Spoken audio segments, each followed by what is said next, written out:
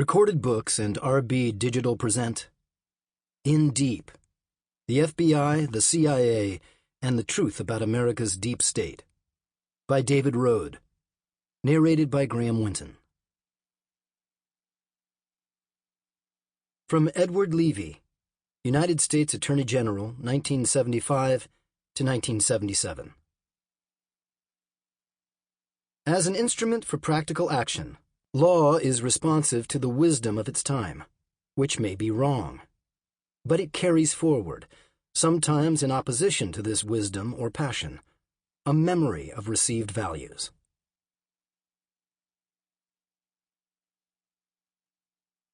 Prologue.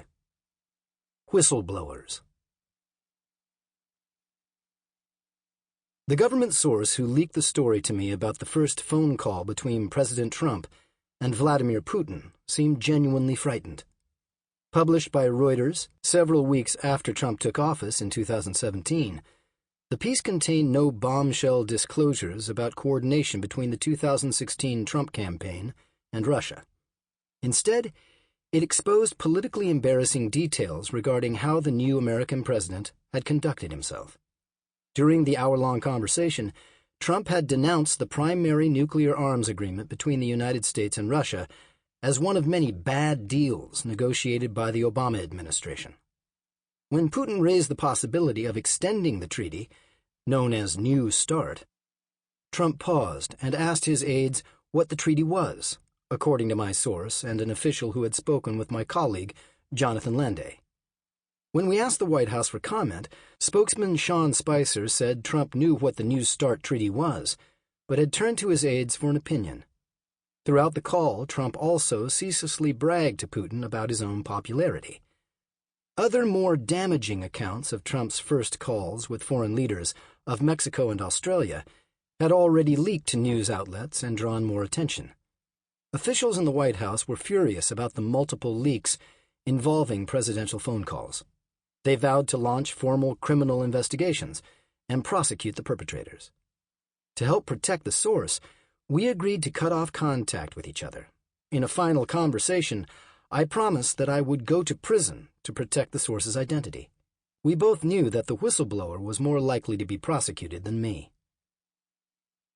2.5 years later, in the fall of 2019, a whistleblower complaint filed by a CIA official about a phone call between Trump and another foreign leader, the president of Ukraine, sparked an impeachment inquiry.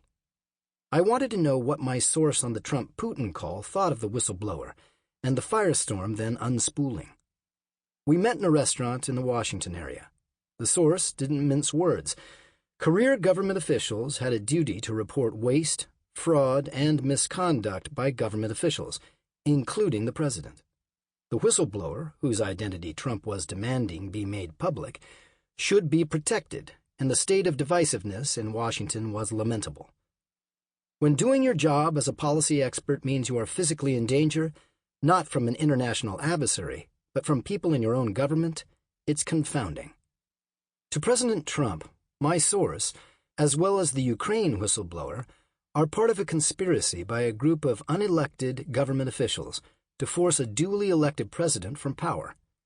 They're members of the deep state, an ill-defined term that Trump uses to refer to people ranging from senior FBI and CIA officials to the Pentagon to career civil servants across the federal government.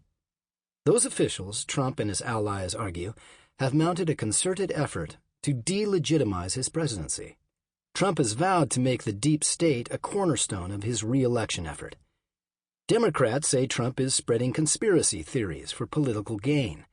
They defend the civil service, which was created after the Civil War to prevent politicians from turning the federal government into a patronage mill where supporters receive jobs based on political loyalty, not merit.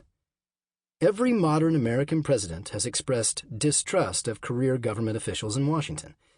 They view themselves, correctly, as carrying a democratic mandate from voters to implement the policy platform that they promised voters.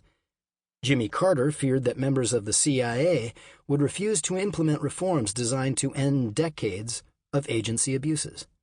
Ronald Reagan thought liberals in the State Department opposed his effort to confront Sample complete. Ready to continue?